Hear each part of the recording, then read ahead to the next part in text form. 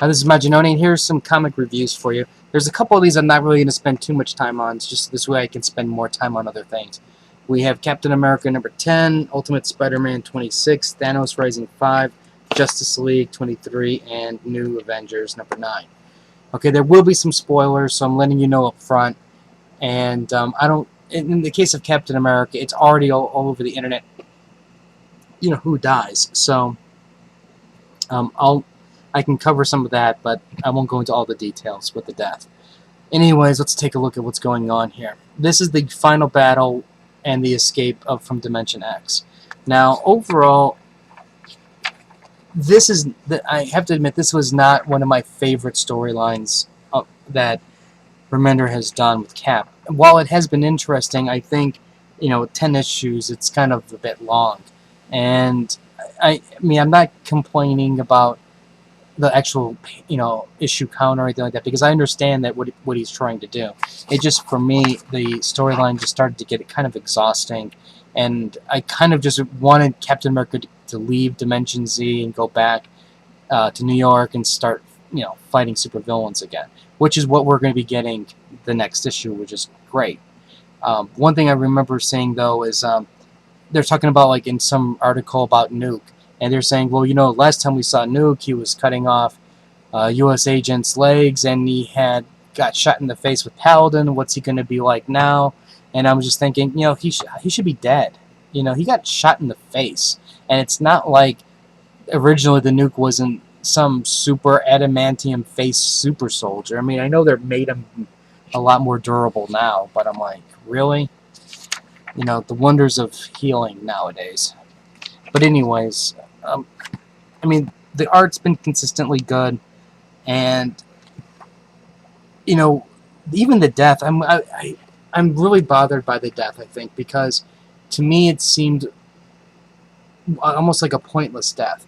Uh, it Sharon Carter's the one who gets killed, but it's like I understand. Like, yeah, you gave her a nice little heroic death, a nice heroic send off, and there could be nice consequences later on, but at the same time, this was like a really great relationship with Cap that he had developed over time, and now there's gonna be this void, and I'm sure other writers can pick up the fact that yet another girl that's been in Cap's life dies, so that part could potentially be good, but at the same time, it's like Sharon was at least somewhat of a consistent in his life, and it had a history behind it all, which was kind of interesting, within Captain America's lore. So that part was kind of disappointing. The very, very end, though, they did a Hulk Scar type thing, which kind of made me do a little eye rolling, because eventually what happens at the very, very end is going to make it into the regular Marvel use at some point in time. So, and then also, even though I am getting down on the Sharon dying, I know full well Sharon will be back at some point in time. It's just a matter of when. So, it I think that's another reason why I'm just kind of like, it's not meaningful. All right, Ultimate Spider-Man. This is what I really have to say about this. To me, as I'm reading it, Bendis is doing a great job writing. The art's fantastic, but as I'm reading it, all I'm thinking is it's going to end. None of these characters matter anymore. Who cares? Galactus is going to eat everybody, and Spider-Man's going to go to the Marvel U-616, and Cloak and Dagger, who cares? I mean, granted, it's possible that they might replace Cloak and Dagger in 616. It's possible. But at the same time, who cares? Who cares about them? It's it's a shame, because I was really hoping that wasn't going to happen, where I was going to suddenly become distant from the book. And doesn't this guy look like Mr. Sinister? Oh. But so it's kind of like this. It's at this point now where I mean, granted, I'm going to still read it just so this way I can finish the whole story and I can see the big battle with Galactus and stuff. But it's not bringing the joy that it once did, and I'm hoping that at some point in time before this is over, something will click again and make me want to read it again. make me really want to read it. Okay, Thanos Rising number 5. This one had me going there for a second. I really was enjoying it. And then it hit me really quick. And it made me really think and about Thanos as a character and what his motivation is. And it turned a lot of his mythology upside down. And I think on some level, while some people are going to applaud what Aaron did, I think there's going to be a bunch of people out there who are going to flip their lid and tables will be flying high. Because, this is going to be some spoilage.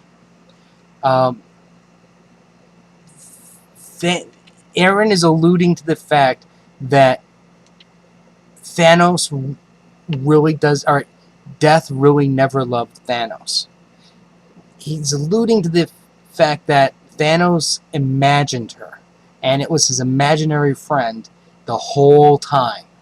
And that imaginary friend pushed and nurtured his, and groomed him to be what he deep down thought he was supposed to be. That's what it almost looks like.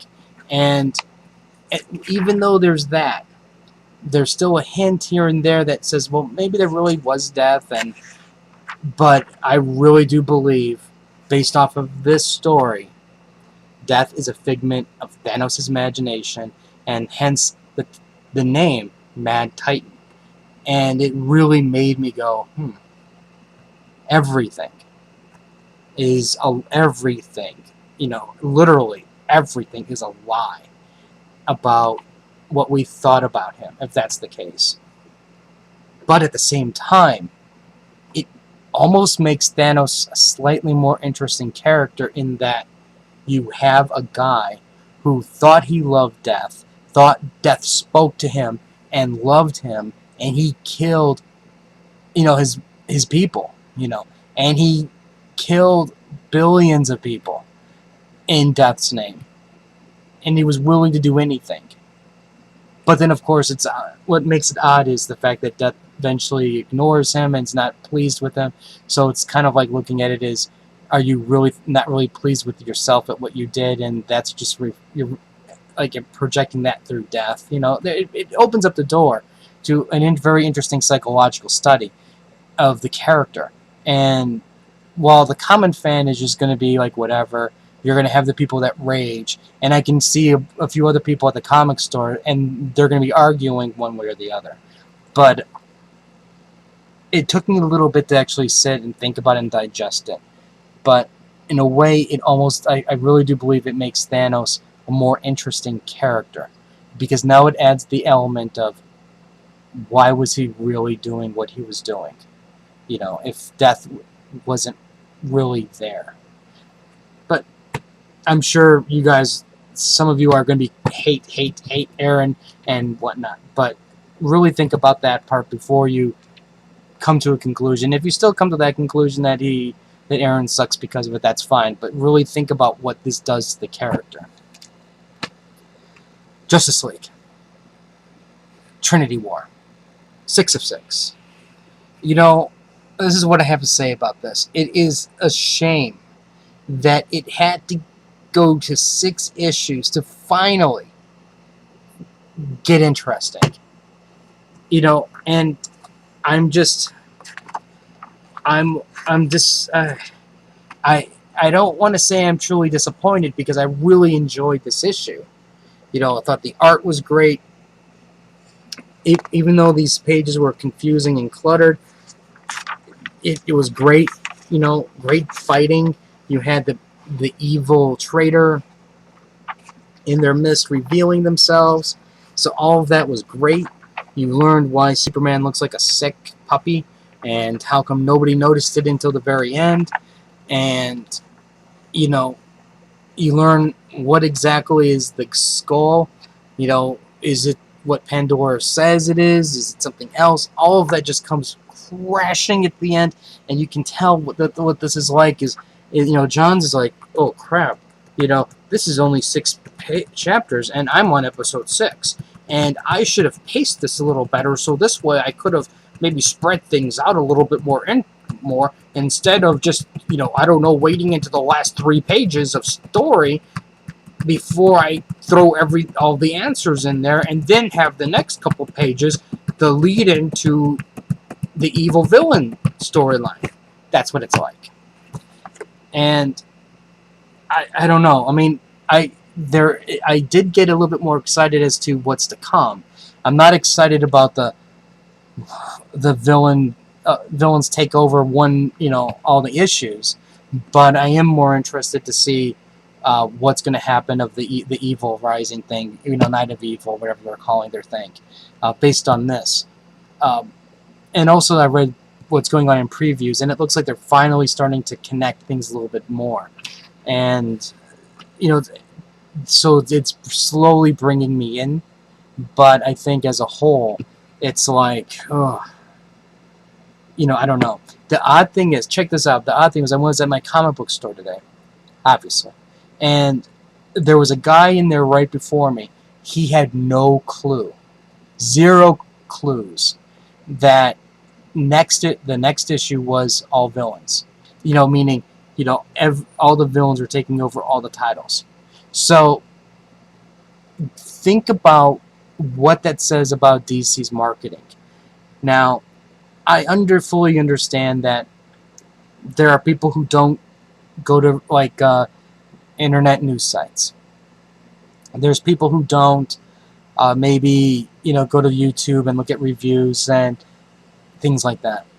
But in the age of the internet, why aren't you, if you're a comic book fan, why aren't you taking a little bit more active roles to see what's going on?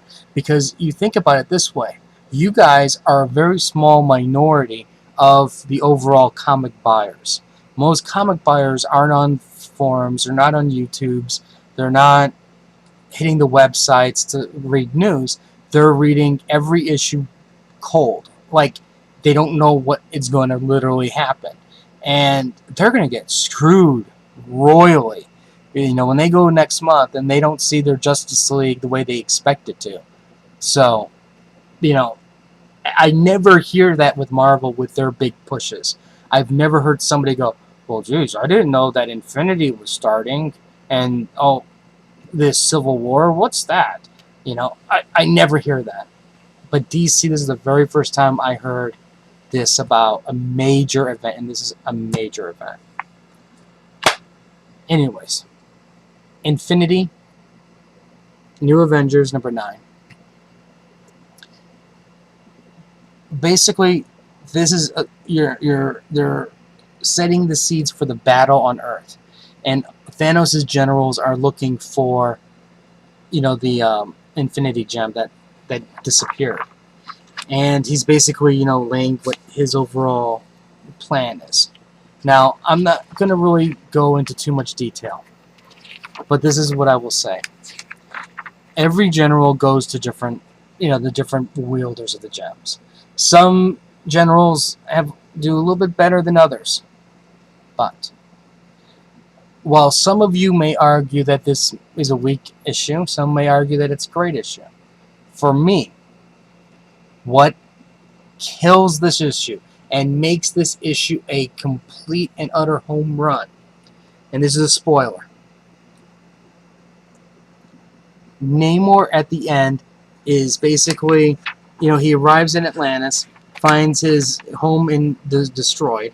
The general comes and is like, well, you look like you don't look like you deserve the reputation that you had because, look at you. And, it almost sounded a little bit disappointed.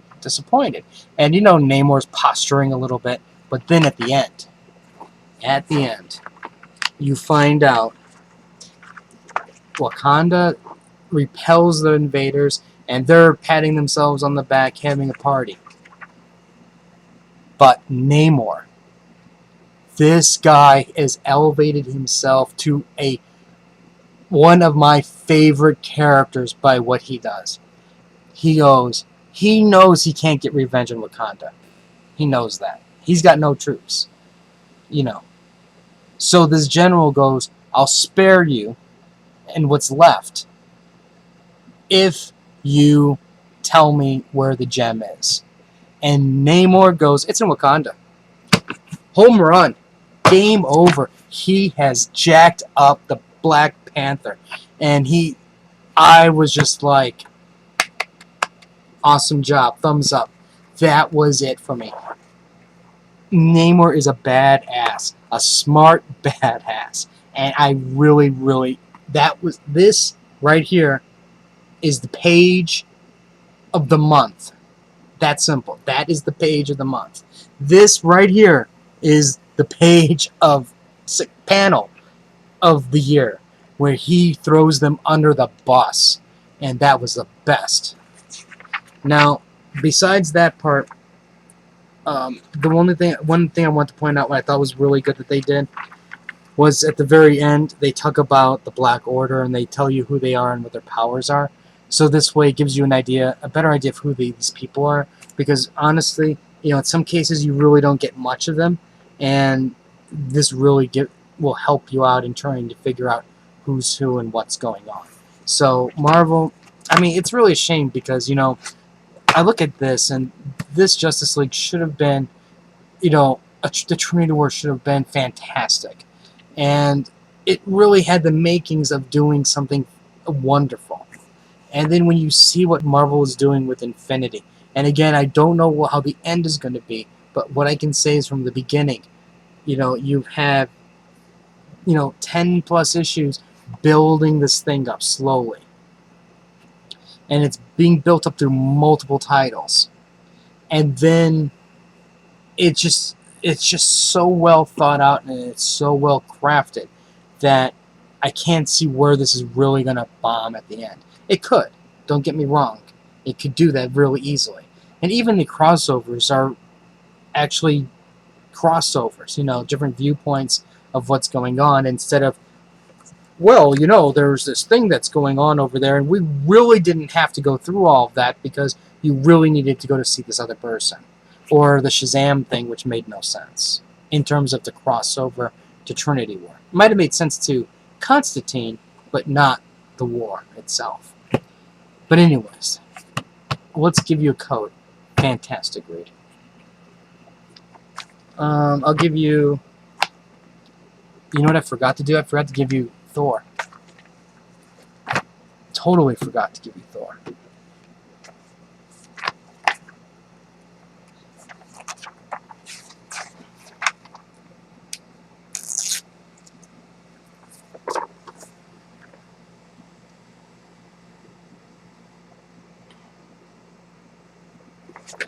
And we'll get you Thanos.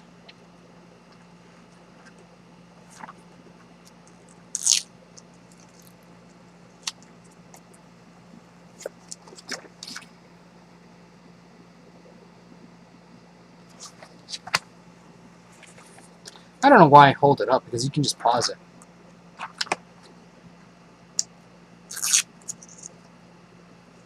And we'll get you the Avengers.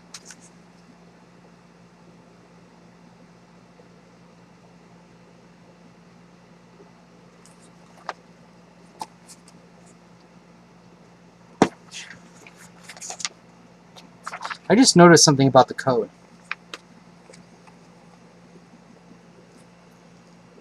FKU. Okay. Anyways, that's my reviews. I gotta do more, and I'll try to get to that. They might be a little bit later than I would like, but I'll try to get them done. And we'll have more stuff later. So until like the Facebook link, Crunchyroll, and